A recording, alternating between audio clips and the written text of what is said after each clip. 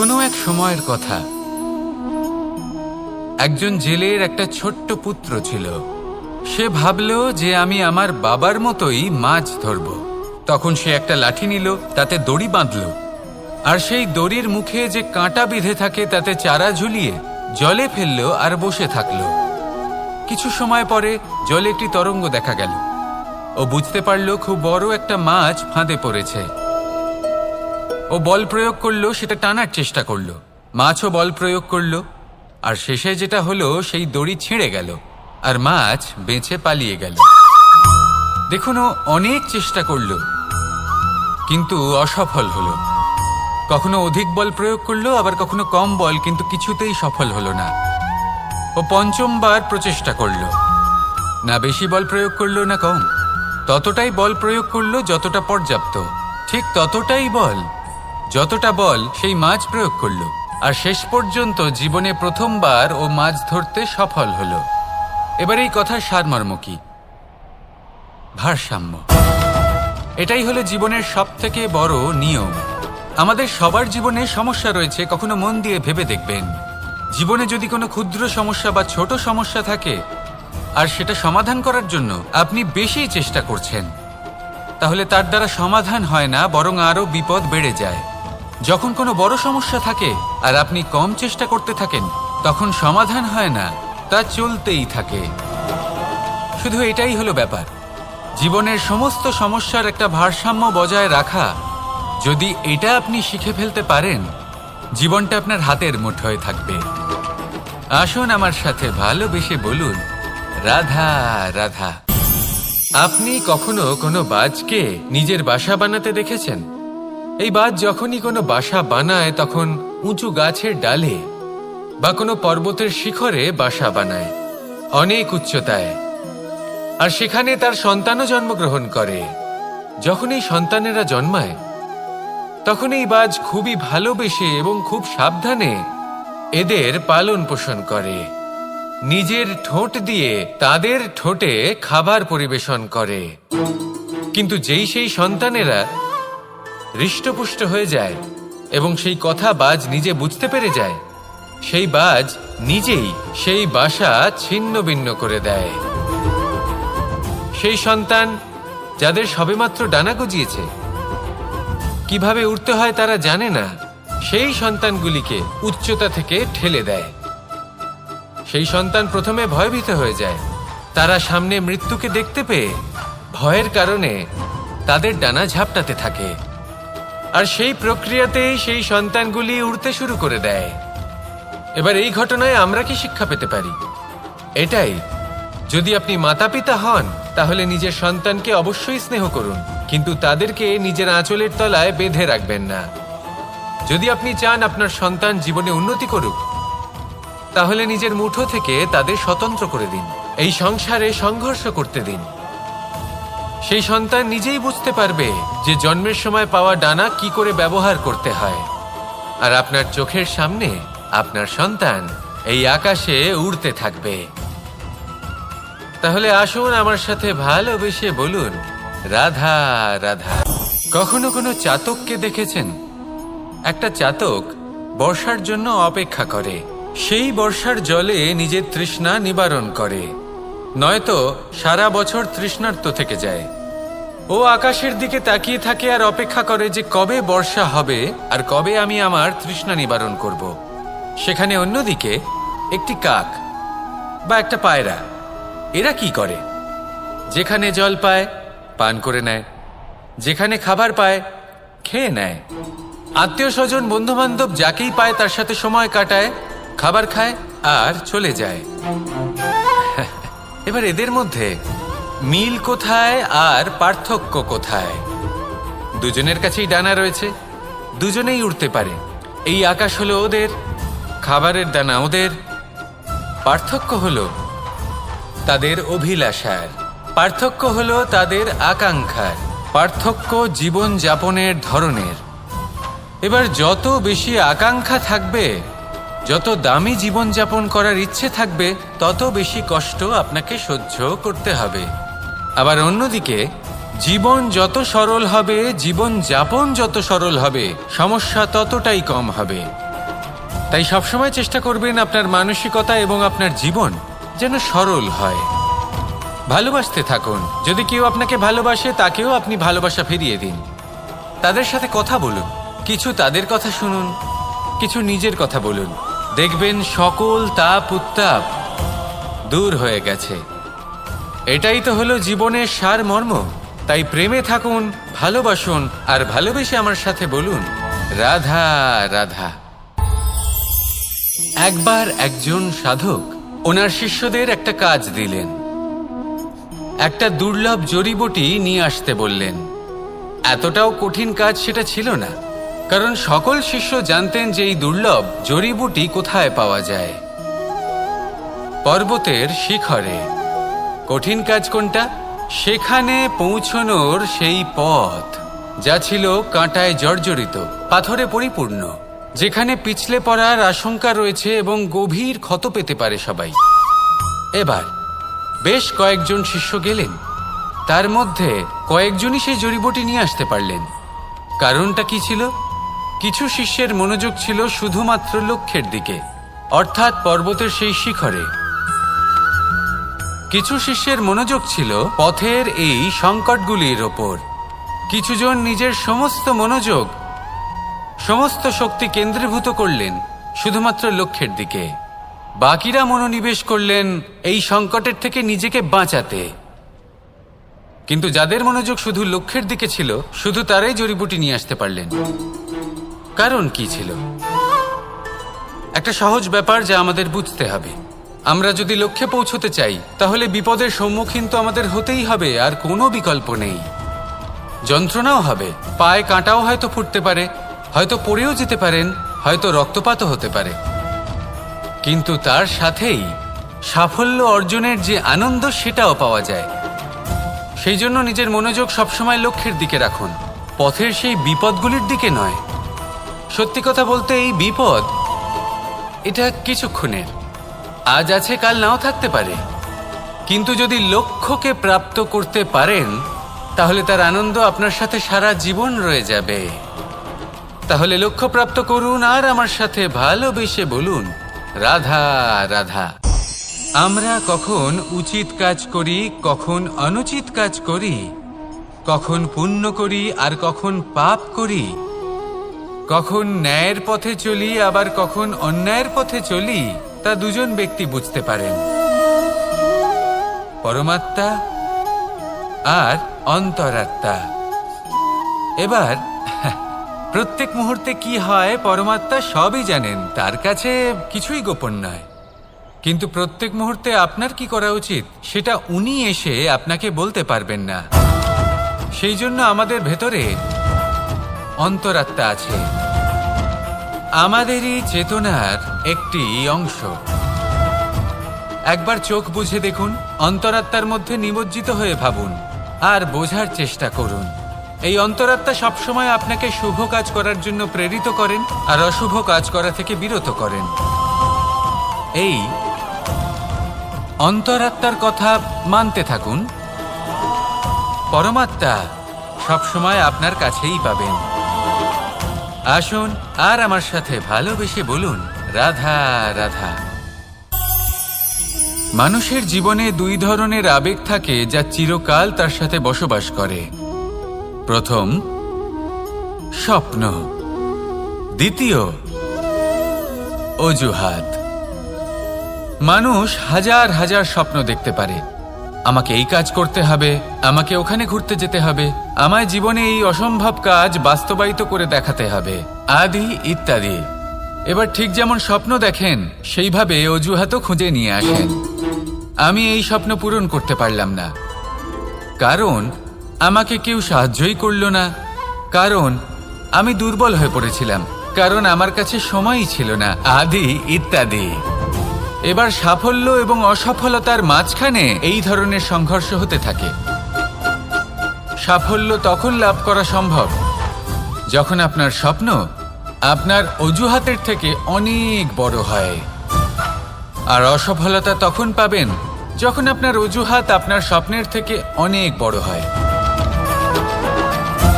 আপনি যদি সাফল্য লাভ করতে চান, তাহলে চেষ্টা করতে থাকুন, পরিশ্রম করুন।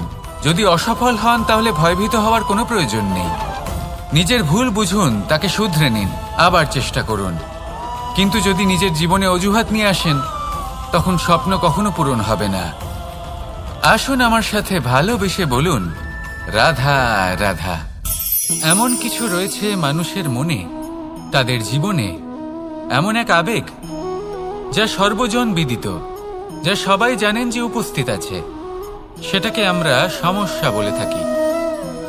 এমনিতে আমরা সকলেই জানি যে এমন কোনো গৃহ নেই যেখানে মৃত্যুর ছায়া পড়েনি, এমন কোনো বৃক্ষ নেই যার দ্বারা ওষুধ তৈরি সম্ভব নয়, এমন কোনো অন্ন নেই যা সময়ের সাথে বিষ বা অমৃতে পরিণত হতে পারে।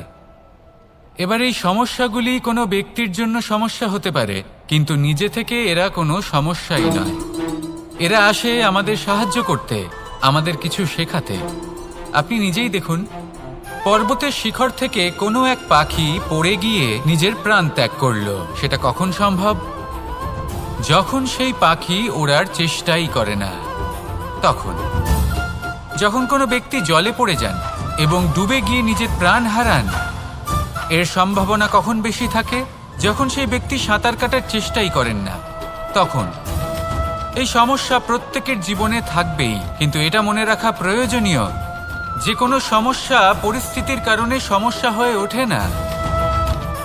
এই পরিস্থিতি যখন আমাদের সামনে আসে, আমাদের তা কঠিন মনে হয়। আমরা নতমস্তক হয়ে পড়ি, ভয়ভীত হয়ে পড়ি, তার সম্মুখীন হতে পারি না। তখন তা সমস্যার রূপ নেয়। দৃঢ় হয়ে দাঁড়িয়ে থাকুন সাহসের সাথে, এই পরিস্থিতিগুলির সম্মুখীন হন। দেখবেন সমস্যা কখন সাফল্যে পরিণত হবে আপনি জানতেই পারবেন না। আসুন আমার সাথে ভালোবেসে বলুন, রাধা রাধা। সময় যা সবকিছুকে সমান করে দিতে পারে, যা সব থেকে বেশি শক্তিশালী, সব থেকে বড় সম্পত্তি, সব থেকে বড় শিক্ষক এবং সব থেকে বড় সুযোগ। এই সময় যখন ভালো যায় তখন তা আপনাকে আমিত্বে মত্ত করে তোলে, অহংকারে নিমজ্জিত করে দেয়। আর যখন খারাপ হয় তখন দুঃখের সাগরে নিজের প্রতি ঘৃণাবোধে নিমজ্জিত করে। তাই এই সময় যা এত শক্তিশালী এক সম্পত্তি, এত মহান একটি ধন, তাকে এমনি এমনি নষ্ট হতে দেবেন না। এই সময়ের সাথে কি করবেন, কিভাবে করবেন তা ভাবতে গিয়ে এবং করতে গিয়ে সময় নষ্ট করবেন না। যদি আপনি এই সময় নষ্ট করেন, তাহলে সময়ও নিশ্চিত করবে যে আপনার সাথে কি করা উচিত। তাই সময়ের সদ্ব্যবহার করুন আর আমার সাথে ভালোবেসে বলুন, রাধা রাধা। আমরা সকলে শক্তি অনুভব করতে চাই। এবার যদি আপনাকে জিজ্ঞেস করা হয় যে সবথেকে বেশি শক্তির অনুভব কোথা থেকে করা সম্ভব, তখন কেউ কেউ বলবেন পুষ্টিকর আহার গ্রহণ করলে, ব্যায়াম করলে, কেউ বলবেন ধন লাভ করলে, বন্ধুদের থেকে, পরিবারের থেকে, আদি ইত্যাদি। এইভাবে আপনি শক্তির অনুভব অবশ্যই করতে পারেন, কিন্তু সবথেকে বেশি শক্তির অনুভব যদি আপনি করতে চান তাহলে তা পাবেন শুধু একতার দ্বারা, সংগঠনের দ্বারা। যদি আপনাকে উদাহরণ দিই, নিজের এই হাতটাকে দেখুন, 5টা আঙুল রয়েছে। কোনো একটা বস্তুকে নিজের একটা আঙুল দ্বারা তুলে ধরার চেষ্টা করে দেখুন, বড়ই কষ্ট হবে। তখন আপনি বুঝতে পারবেন যখন এই 5টি আঙুল একত্রিত হয় তখন কোনো কাজ কতটা সহজ হতে পারে। এটাই হলো শক্তি, একতার। সব থেকে ভালো উদাহরণ যদি আপনাকে দিই, তাহলে বাঁশি। এই বাঁশি থেকে অত্যন্ত মধুর সুর নির্গত হয় যা সবার মন প্রসন্ন করে দেয়। এই কথা সত্যি, কিন্তু এই বাঁশি আমি একটা বা দুটো আঙুল দিয়ে বাজাতে পারবো না। আমাকে প্রত্যেকটা আঙুল ব্যবহার করতেই হবে, তবেই এর থেকে মধুর সুর নির্গত হবে যা সকলকে প্রসন্ন করবে, ঠিক কিনা? ঠিক এইভাবেই যদি আপনি চান যে আপনার জীবনরূপী বাঁশি থেকেও মধুর সুর নির্গত হোক বা সবার মনকে প্রসন্ন করে তুলুক, তাহলে আপনাকেও জীবনে একতা নিয়ে আসতেই হবে। আপনি একাও কর্ম করতে পারেন, পথ চলতেও পারেন, সামনেও এগোতে পারেন, সাফল্যও লাভ করতে পারেন। কিন্তু যখন সকলে একসাথে এগোবেন, সেই পথে চলবেন, সেই কর্মই করবেন, তখন লক্ষ্যে অবশ্যই পৌঁছবেন, সাফল্য অবশ্যই লাভ করবেন। কিন্তু সেই সাফল্য এবং তার আনন্দর সংমিশ্রণটাই একটু অন্যরকম হবে। তাই জীবনে ঐক্যবদ্ধ হন, একসাথে মিলে এগোতে থাকুন আর আমার সাথে ভালোবেসে বলুন রাধা রাধা। জীবনে দুই ধরনের আবেগ রয়েছে যার কোনো মূল্য নেই। আমার কথার অর্থ এটা নয় যে এদের কোনো গুরুত্ব নেই, গুরুত্ব যথেষ্টই রয়েছে, শুধু এদের জন্য আপনাকে কোনো মূল্য দিতে হয় না। প্রথম আবেগ হলো আনন্দ, প্রসন্নতা। এটা আপনি যে কোনো জায়গায় খুঁজে পেতে পারেন যদি আপনি খুঁজে পেতে চান। আপনি কোনো পুষ্পের সৌন্দর্য দেখে প্রসন্ন হতে পারেন, বায়ুর কারণে যখন একটি বৃক্ষ শিহরিত হয় সেটা দেখে আপনি প্রসন্ন হতে পারেন, একটা ছোট্ট শিশুর কলরব শুনেও আপনি প্রসন্ন হতে পারেন, একটা ক্রন্দনরত বালককে হাসিয়ে আপনি প্রসন্ন হতে পারেন। সবকিছু আপনার উপর নির্ভরশীল। সেখানে আরেকটি আবেগ হলো দুশ্চিন্তা। মানুষ বড়ই দুশ্চিন্তা করতে থাকে। আজ আমি এই কাজ করেছি, সেই বিষয়ে চিন্তা। আজ আমি এই কাজ করতে পারিনি, সেই বিষয়ে চিন্তা। কাল আমাকে এই কাজ করতে হবে, সেই নিয়ে চিন্তা। আমি কি সেই কাজটা করতে পারবো, সেই বিষয়েও দুশ্চিন্তা। চিন্তা সর্বত্র রয়েছে, যার জন্য মূল্য দিতে হয় না। যত চান আপনি একত্রিত করতে পারেন। একটা গুরুত্বপূর্ণ কথা মনে রাখবেন, প্রসন্নতা জীবনের একটা নতুন সূত্রপাত। সেখানে দুশ্চিন্তা হলো জীবনের চিতার সমান। এবার এই দুটি আবেগ হলো মূল্যহীন, দুটোই আপনার সামনে আছে। কোনটা চয়ন করবেন আপনি, দুশ্চিন্তা নাকি প্রসন্নতা? সিদ্ধান্ত আপনারই। আসুন আর আমার সাথে ভালোবেসে বলুন রাধা রাধা। ধন, সম্পত্তি, এগুলো আসলে কি? এগুলো শুধু সেই মূল্য যার দ্বারা আমরা কোনো কিছু অর্জন করতে পারি। এবার এই ধনের দ্বারা এই সংসারে অনেক কিছু লাভ করা সম্ভব, কিন্তু সেই সব কিছুই শুধুমাত্র ভৌতিক বস্তুই হবে, ভৌতিক সামগ্রী, ভৌতিক সুবিধা। অর্থাৎ আপনার কাছে যতই ধন থাকুক, তা আপনাকে শান্তির ঘুম এনে দিতে পারবে না, আপনাকে জীবনের বাস্তব সুখের অনুভূতি লাভ করাতে পারবে না, কারণ এগুলো ভৌতিক ধন। এ ভৌতিক বস্তুই অর্জন করাতে সক্ষম। বাস্তবিক ধন কি? যদি এই প্রশ্ন আপনার মনে আসে, তাহলে তার উত্তর আমি আপনাকে দেব একটা উদাহরণের মাধ্যমে। কখনো আপনি শুনে থাকবেন যে একজন পিতা আজীবন অনিষ্ট করেন, অনর্থ করেন, খারাপ কাজ করেন শুধু ধন অর্জনের জন্য। তিনি ভাবেন যে আমি ধন অর্জন করব আর নিজের সন্তানকে একটা উজ্জ্বল ভবিষ্যৎ প্রদান করব, একটা সুখ স্বাচ্ছন্দ্যময় জীবন দান করব।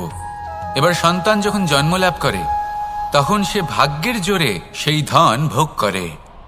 যেরকম সে পায় সেরকমই তার ব্যবহার সে করে। কখনো আপনি এটাও দেখে থাকবেন যে সেই সন্তান সমস্ত ধন নষ্ট করে ফেলে, আর সেই পিতা যিনি সমস্ত ধন সঞ্চয় করেছেন, যিনি সেই ধনের প্রভু, আজ সেই ধনের প্রহরী হয়ে রয়েছেন। এবার এরকম কেন হয়? এরকম তখনই হয় যখন সেই পিতা বুঝতেই পারেন না যে তার জীবনের আসল ধন কি। সেই আসল ধন তার সন্তানকে সে দিতেই পারে না। যদি পিতা তার সন্তানকে কর্মের জ্ঞান দিতে পারেন, উচিত কোনটা অনুচিত কোনটা সেই শিক্ষা দিতে পারেন, সংস্কারের প্রকৃত শিক্ষা দিতে পারেন, তবে সেটা ধনের থেকে অনেক বেশি গুরুত্বপূর্ণ। এটাই হলো জীবনের বাস্তব ধন। আপনি সেই কথা তো অবশ্যই শুনে থাকবেন, কুসন্তান হলে ধন সঞ্চয় করে কি হবে, সুসন্তান হলে ধন সঞ্চয় করে কি হবে। সন্তান যদি কুপুত্র হয় তাহলে সব নষ্ট করে ফেলবে, আর সন্তান যদি সুপুত্র হয় তাহলে ধন থাকুক না থাকুক, সে নিজেই কর্মের পথে অগ্রসর হয়ে ধন অর্জন করবে আর নিজের জন্য এক উজ্জ্বল ভবিষ্যৎ গড়ে তুলবে। তাই সন্তানকে সম্পদ দেওয়ার আগে কর্মের জ্ঞান দান করুন, সুশিক্ষা দিন, কারণ এটাই হলো জীবনের প্রকৃত ধন। আসুন আর আমার সাথে ভালোবেসে বলুন রাধা রাধা। বিগত দিনের কিছু কথা মনে পড়ে গেল, এক অদ্ভুত ঘটনা যা অমূল্য শিক্ষা দিয়ে যেতে পারে। বিষয় হলো যক্ষের সাথে যুধিষ্ঠিরের কথোপকথন। একবার যক্ষ যুধিষ্ঠিরকে জিজ্ঞেস করলেন, ওনাকে বললেন যে আমার কিছু প্রশ্নের উত্তর যদি আপনি দিতে পারেন, তাহলে আমি আপনার বাকি ভ্রাতাগণকে আবার জীবিত করে তুলব। সেগুলোর মধ্যে খুব গুরুত্বপূর্ণ আর কঠিন একটা প্রশ্ন ছিল, এই সংসারে সব থেকে শ্রেষ্ঠ আশ্চর্য কোনটি? এই প্রশ্ন আমি আপনাকে জিজ্ঞেস করছি। এবার কেউ বলবেন স্বর্ণ দ্বারা নির্মিত লঙ্কা, এটি হলো সংসারের সব থেকে বড় আশ্চর্য। কেউ বলবেন বরফে ঢাকা সেই পর্বত যা আকাশ স্পর্শ করে। কেউ বলবেন সেই সমুদ্র যার গভীরতা মাপা অসম্ভব ব্যাপার। কেউ বলবেন সেই বায়ু যা আমরা দেখতে পাই না, কিন্তু তা আমাদের জীবন দান করে। সংসারের সব থেকে বড় আশ্চর্য কি, সেই প্রশ্নের উত্তর যুধিষ্ঠির দিয়েছিলেন, আর তা ছিল শ্রেষ্ঠ উত্তর এবং উচিত। উনি বলেছিলেন যে সংসারে প্রতিদিন কোনো ব্যক্তি জন্ম লাভ করেন আর কোনো ব্যক্তি মৃত্যুও লাভ করেন। এবার এই কথাটা সবাই জানেন, সবাই বোঝেন যে যখন জন্মেছি তখন কোনো একদিন আমিও অবশ্যই মৃত্যু লাভ করব। এবার যখন এই কথা প্রত্যেকটা মানুষ জানেন, তখন কেন প্রত্যেক মানুষ এই চিন্তায় থাকেন, এই নিয়ে কষ্ট পান, এই নিয়ে ব্যাকুল হয়ে থাকেন যে উনি একদিন মৃত্যু লাভ করবেন, তার থেকে দূরে পালাতে চেষ্টা করেন? বলেন যে আমি মৃত্যু লাভ করতে চাই না। কেন? যেখানে কোনো না কোনো দিন এটা অবশ্যই হবে। এ হলো ব্রহ্ম সত্য।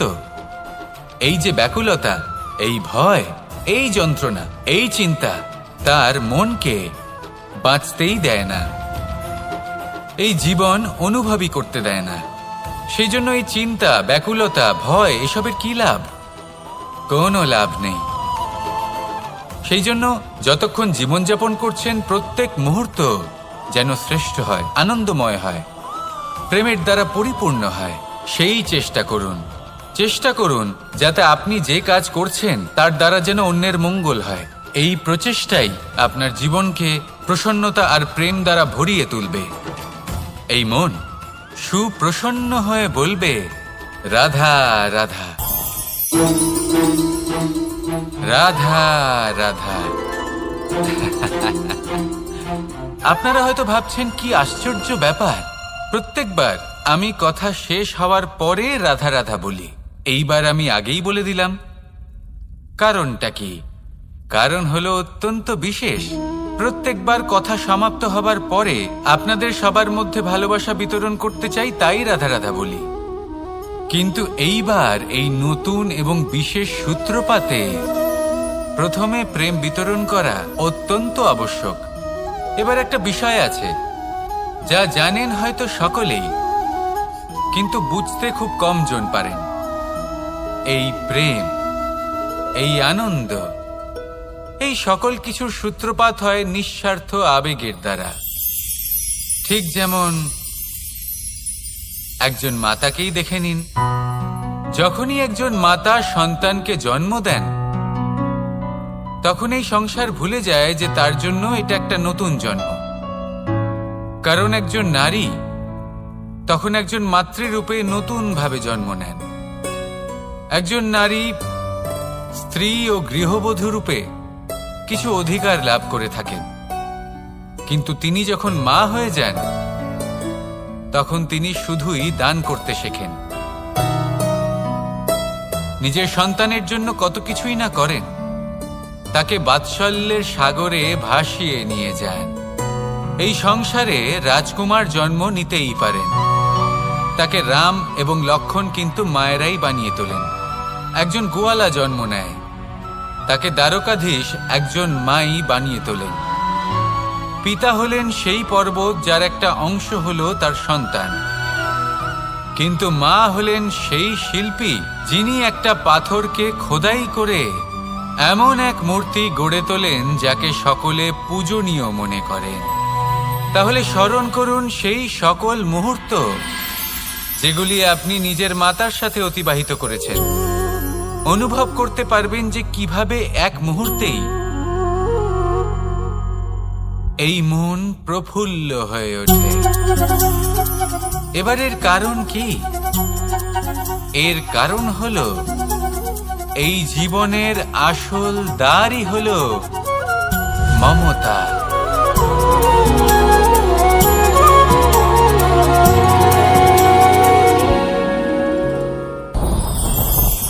আমার জীবনে পরিচয় হয়েছে অনেক ব্যক্তির সাথে, ভিন্ন ভিন্ন ধরনের মানুষ।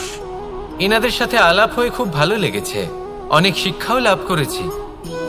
আমি তাদের সাথেও আলাপ করেছি যারা অনেক উচ্চ স্তরে পৌঁছে গেছেন, আবার তাদের সাথেও যারা নিজেদের জীবনে বিশেষ কিছু করতে পারেননি। তাদের সাথেও পরিচয় হয়েছে যারা সফল, আবার তাদের সাথেও যারা অসফল। এবার এই সবই একই রকম মনে হয়। এদের মধ্যে পার্থক্য শুধুই মানসিকতার। যখনই কোনো অসফল ব্যক্তির সাথে পরিচয় হয়েছে, তখনই দেখেছি তাদের কাছে সবসময় একটা অজুহাত রয়েছে যে কেন তারা সফল হতে পারেননি। কখনো তারা দোষ দিয়ে থাকেন তাদের ভাগ্যকে, তাদের পরিস্থিতিকে, দোষারোপ করতে থাকেন তাদের মাতা পিতাকে, আত্মীয়দের, বন্ধু বান্ধবদের। কোনো না কোনো অজুহাত সবসময় এদের কাছে থাকে যে কেন তারা সফল হতে পারেননি। সেখানেই যখন সফল ব্যক্তির সাথে পরিচয় হয়, তাদের কাছে সবসময় একটা কারণ থাকে যে কিভাবে এই সমস্যাগুলির ঊর্ধ্বে উঠে সাফল্য লাভ করা যায়। আর সেই কারণ হলো যে যাই হয়ে যাক না কেন, সাফল্য লাভ করতেই হবে। যতই সংঘর্ষ করতে হোক না কেন, যতই সমস্যা আসুক না কেন, সফল আমাদের হতেই হবে। এটাই পার্থক্য মানসিকতার। সত্যি কথা বলতে আপনার আজকের এই মানসিকতা হলো আপনার আগামী ভবিষ্যতের ইমারতের ভিত। এই মানসিকতা যতটা প্রবল হবে, যতটা শুভ হবে, আপনার ভবিষ্যৎ ততটাই বিশাল এবং সুন্দর হবে। তাহলে সমস্যার উপর নয়, সাফল্যের উপর মনোযোগ কেন্দ্রীভূত করুন, জীবনে এগোতে থাকুন, আর আমার সাথে ভালোবেসে বলুন রাধা রাধা। অ দিয়ে অন্ত, আ দিয়ে আরম্ভ। এই দুইয়েরই রাশি সমান। যদি আপনি মন দিয়ে দেখেন তবে দেখবেন এদের সম্পর্ক খুবই নিবিড়। কিভাবে? যখন কোনো কিছু শুরু হয় এটা নিশ্চিত হয়ে যায় যে তা সমাপ্তও হবে। আরম্ভই যদি না হয় তার সমাপ্তও হবে না। যা আরম্ভ হয়েছে তার সমাপ্তি হলো অবশ্যম্ভাবী। এটাই হলো প্রকৃতির নিয়ম, একে এড়ানো যায় না। এবার এই কথা আমরা সকলে জানি। এবার মানুষ কি ভাবে যে সমাপ্তির পরে কি হতে পারে, এর উত্তর তাদের কাছে নেই। তাদের উচিত অন্য কোনো বিষয় ভাবা যা বেশি গুরুত্বপূর্ণ। এবার মানুষ এটা জানে না যে মৃত্যুর পরে কি হতে পারে, কিন্তু এই কথা অবশ্যই জানে যে জন্ম থেকে মৃত্যু পর্যন্ত এই সময়, যাকে আমরা জীবন বলে থাকি, এই সময় আমরা কর্ম করতে পারি। এই কথা তো আমরা জানি। তাহলে এমন কি কর্ম করা যেতে পারে যা আমাদের সমাপ্তির পরও আমাদের প্রাসঙ্গিক করে রাখতে পারে, এই বিষয় ভাবা উচিত। যে জন্মগ্রহণ করেছে তার মৃত্যু হবেই, এটা সাধারণ বিষয়।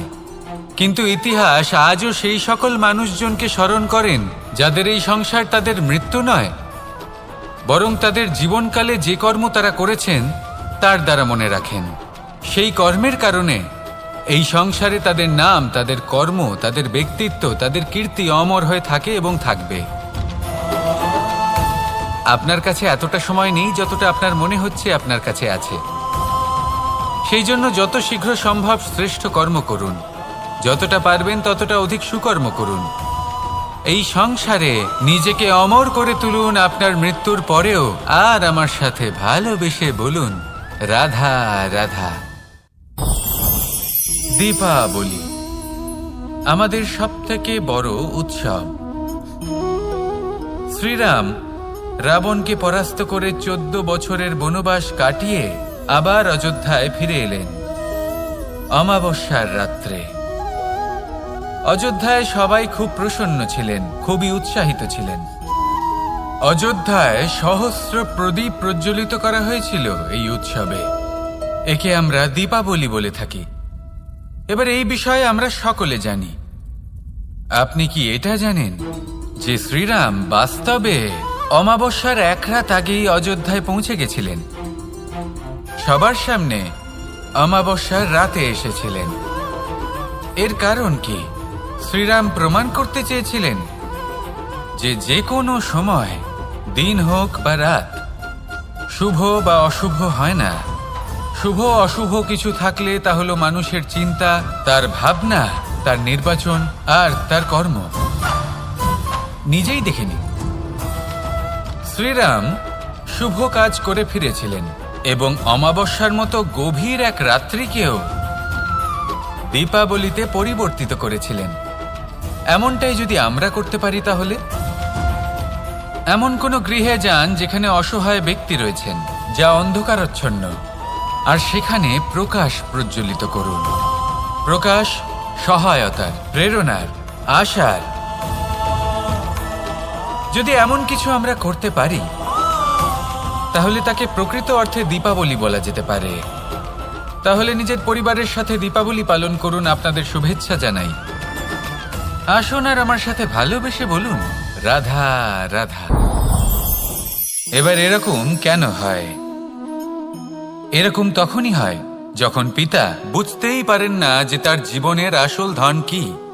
সেই আসল ধন তার সন্তানকে সে দিতেই পারে না।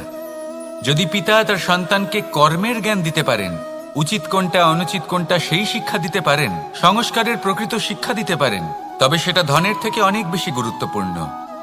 এটাই হলো জীবনের বাস্তব ধন। আপনি সেই কথা তো অবশ্যই শুনে থাকবেন, কুসন্তান হলে ধন সঞ্চয় করে কি হবে, সুসন্তান হলে ধন সঞ্চয় করে কি হবে। সন্তান যদি কুপুত্র হয় তাহলে সব নষ্ট করে ফেলবে, আর সন্তান যদি সুপুত্র হয় তাহলে ধন থাকুক না থাকুক, সে নিজেই কর্মের পথে অগ্রসর হয়ে ধন অর্জন করবে আর নিজের জন্য এক উজ্জ্বল ভবিষ্যৎ গড়ে তুলবে। তাই সন্তানকে সম্পদ দেওয়ার আগে কর্মের জ্ঞান দান করুন, সুশিক্ষা প্রদান করুন, কারণ এটাই হলো জীবনের প্রকৃত ধন। আসুন আর আমার সাথে ভালোবেসে বলুন, রাধা রাধা। এই সংসারে সবাই বলেন, আমি অর্জুনের মতো হয়ে উঠতে চাই। সবাই চায় যে তারাও যেন অর্জুনের মতো গান্ডীব লাভ করে। তারাও চায় যে তাদেরকেও মহাদেব এসে পশুপতি অস্ত্র দান করবেন। তারাও এটাই চায় মহাভারতের মতো মহাসংগ্রামে বিজয়ী হতে। কিন্তু সবাই ভুলে যান যে অর্জুন যা হতে পেরেছিলেন সবকিছুই অর্জন করেছিলেন। যদি আপনিও অর্জুনের মতো গান্ডীব লাভ করতে চান, তবে আপনাকেও তার মতোই শ্রেষ্ঠ কাঠ নির্বাচন করতে হবে। সেই কর্ম আপনাকেই করতে হবে। তার প্রত্যঞ্চা যাতে তীব্র হয়, তার জন্য আপনাকে সর্বশ্রেষ্ঠ দড়ি খুঁজে বের করতে হবে। আপনার বাণ যাতে ঘাতক হয়, সেই জন্য আপনাকে নতুন নতুন ধাতু খুঁজে বের করতে হবে। সেই শিক্ষা আপনাকে লাভ করতে হবে, তবেই আপনার ইচ্ছে পূর্ণ হবে। অর্জুন হওয়া বড়ই সরল, যদি আপনি কিভাবে অর্জন করতে হয় তা জানেন। শুধুমাত্র স্বপ্ন দেখেন যারা, তারা কখনোই অর্জন করতে পারবেন না। কিন্তু যদি কেউ অজ্ঞাতবাস ভোগ করতে পারে, যদি কেউ লাক্ষাগৃহ থেকে পালিয়ে বাঁচতে পারে, যদি কেউ কঠোর তপস্যা করতে পারে, প্রতীক্ষা করতে পারে এবং পরিশ্রম করতে পারে, তাহলে সে অর্জুন অবশ্যই হয়ে উঠবে। যদি আপনি অর্জুন হয়ে উঠতে চান, তাহলে কর্ম করতে শিখুন আর আমার সাথে ভালোবেসে বলুন, রাধা রাধা। পাণ্ডবরা বন থেকে এসেছিলেন। ওনাদের কাছে না কোনো ধন ছিল, না কোনো সম্পদ, না বিদ্যা। নিজের পরিশ্রমের দ্বারা ওনারা বিদ্যা অর্জন করেছিলেন, আর তার দ্বারাই সম্পদ অর্জন করলেন আর ধনও অর্জন করলেন। এই পাণ্ডব ছিলেন অত্যন্ত কুশল এবং শক্তিশালী। যুধিষ্ঠির নিজের পরিশ্রম দ্বারা এমন জ্ঞান অর্জন করেছিলেন যে এই সংসার ওনাকে ধর্মরাজ যুধিষ্ঠির অভিহিত করেছিল। দেখতে গেলে পাণ্ডবদের কাছে সবকিছুই ছিল, কিন্তু যখন বিষয় এলো আরো ধন লাভ করার, তখন যুধিষ্ঠির, যিনি পাণ্ডবদের মধ্যে জ্যেষ্ঠ, তিনি সকল পাণ্ডবদের সাথে দ্যুতক্রীড়ায় অংশগ্রহণ করে ফেললেন। এর ফলে না শুধু ধনলক্ষ্মী, ধর্মলক্ষ্মী, বিবেক লক্ষ্মীকেও হারালেন, আর শুধু তাই নয়, নিজের গৃহলক্ষ্মী দ্রৌপদীকেও হারিয়ে ফেললেন। এর কারণ কি? ভুলে গেলেন খুব সহজ একটা কথা, এই সংসারে সম্মান এবং সাফল্য দুটোই পরিশ্রমের দ্বারা লাভ করতে হয়। কিন্তু দ্যুতক্রীড়ার এই খেলা আমাদের ভাগ্যের উপর নির্ভরশীল। এই সংসারে দুটি পথ রয়েছে। একটা পথ যেখানে কর্ম এবং পরিশ্রমের দ্বারা আপনি নিজের পথ নিজেই রচনা করতে পারবেন, আর দ্বিতীয় পথ হলো যেখানে এই ভাগ্য এক মুহূর্তে আপনাকে শিখরেও পৌঁছে দিতে পারে, আবার ধূলিসাৎ করে দিতে পারে। আপনি কোন পথ বাছবেন, সেই চয়ন আপনারই। আসুন আর আমার সাথে ভালোবেসে বলুন, রাধা রাধা। কোনো এক সময়ের ঘটনা এটা। মা এবং বাবা হাটে গিয়েছিলেন। তখন আমি আর দাদা গিয়েছিলাম গরু চড়াতে। আমরা বাড়ি ফিরে এলাম, আর মা সেই সময় একটা কাজ করতেন। যখনই হাটে যেতেন দরজা তালা বন্ধ করে যেতেন। উনি খুব ভালো করে জানতেন যে যদি ওনার এই মাখন চোর সঠিক সময়ে পৌঁছে যায় তাহলে এক ফোঁটাও মাখন আর অবশিষ্ট থাকবে না। এবার ঘটনা কিছুটা এরকম হলো যে মা আর বাবা মাঝে মাঝে হাটে যেতেন, তাই মাঝে মাঝেই দরজা তালা বন্ধ করতে হতো। যখন মা আর বাবা ফিরে এলেন তখন বাবা ভুলে গিয়েছিলেন যে এই চাবির গোছা থেকে ঠিক কোন চাবিটা দরজার তালা খোলার জন্য উপযোগী। উনি চেষ্টা করতে শুরু করে দিলেন। একটার পর একটা চাবি দিয়ে উনি চেষ্টা করতে থাকলেন, কিন্তু সেই দরজার তালা তো খুলতেই চাইছিল না। ওনার মাথা থেকে ঘাম পড়তে শুরু করলো। তখন মা বললেন যে তালা ভেঙে দেওয়া যাক। মা চলে গেলেন, আর বাবা বললেন না না দাঁড়াও, আর কিছু চাবি বাকি আছে, এটা হয়তো খুলতে পারবো। মা হাতুড়ি নিয়ে চলে এলেন সেই তালা ভাঙার জন্য, আর তখনই বাবা শেষ চাবিটা প্রয়োগ করলেন আর দরজার তালা খুলে গেল। যদি উনি চেষ্টা না করতেন তাহলে এই তালাটাও ভেঙে যেত আর চাবিটাও নষ্ট হয়ে যেত, ঠিক কিনা? এবার এই ঘটনাটা আমি দেখেছিলাম, আর আমার মনে হলো যে কখনো কখনো এই চাবির গোছার মধ্যে থেকে শেষ চাবিটাও কিন্তু জীবনের দরজা খুলে দিতে পারে। সেজন্য আপনি যদি জীবনে সাফল্য লাভ করতে চেষ্টা করেন, নিজের লক্ষ্যে পৌঁছতে চান, তাহলে হার মানবেন না। হয়তো দেখবেন আপনার পরবর্তী প্রচেষ্টা বা এই অন্তিম প্রচেষ্টা আপনাকে সাফল্যের পথে নিয়ে গেল। তাই নিরন্তর প্রচেষ্টা করতে থাকুন, জীবনে সাফল্য লাভ করুন, আর আমার সাথে ভালোবেসে বলুন রাধা রাধা। কোনো এক সময়ের কথা, একজন জেলের একটা ছোট্ট পুত্র ছিল। সে ভাবল যে আমি আমার বাবার মতোই মাছ ধরব। তখন সে একটা লাঠি নিল, তাতে দড়ি বাঁধল, আর সেই দড়ির মুখে যে কাঁটা বিঁধে থাকে তাতে চারা ঝুলিয়ে জলে ফেলল আর বসে থাকল। কিছু সময় পরে জলে একটি তরঙ্গ দেখা গেল। ও বুঝতে পারল খুব বড় একটা মাছ ফাঁদে পড়েছে। ও বল প্রয়োগ করলো, সেটা টানার চেষ্টা করলো। মাছও বল প্রয়োগ করলো, আর শেষে যেটা হলো সেই দড়ি ছিঁড়ে গেল আর মাছ বেঁচে পালিয়ে গেল। দেখুন, ও অনেক চেষ্টা করলো কিন্তু অসফল হলো। কখনো অধিক বল প্রয়োগ করলো, আবার কখনো কম বল, কিন্তু কিছুতেই সফল হলো না। ও পঞ্চমবার প্রচেষ্টা করলো, না বেশি বল প্রয়োগ করলো না কম, ততটাই বল প্রয়োগ করলো যতটা পর্যাপ্ত, ঠিক ততটাই বল যতটা বল সেই মাছ প্রয়োগ করলো। আর শেষ পর্যন্ত জীবনে প্রথমবার ও মাছ ধরতে সফল হলো। এবার এই কথার সারমর্ম কি? ভারসাম্য। এটাই হলো জীবনের সবথেকে বড় নিয়ম। আমাদের সবার জীবনে সমস্যা রয়েছে, কখনো মন দিয়ে ভেবে দেখবেন। জীবনে যদি কোনো ক্ষুদ্র সমস্যা বা ছোট সমস্যা থাকে আর সেটা সমাধান করার জন্য আপনি বেশি চেষ্টা করছেন, তাহলে তার দ্বারা সমাধান হয় না, বরং আরো বিপদ বেড়ে যায়। যখন কোনো বড় সমস্যা থাকে আর আপনি কম চেষ্টা করতে থাকেন, তখন সমাধান হয় না, তা চলতেই থাকে। শুধু এটাই হলো ব্যাপার। জীবনের সমস্ত সমস্যার একটা ভারসাম্য বজায় রাখা, যদি এটা আপনি শিখে ফেলতে পারেন, জীবনটা আপনার হাতের মুঠোয় থাকবে। আসুন আমার সাথে ভালোবেসে বলুন রাধা রাধা। আপনি কখনো কোনো বাজকে নিজের বাসা বানাতে দেখেছেন? এই বাজ যখনই কোনো বাসা বানায় তখন উঁচু গাছের ডালে বা কোনো পর্বতের শিখরে বাসা বানায়, অনেক উচ্চতায়, আর সেখানে তার সন্তানও জন্মগ্রহণ করে।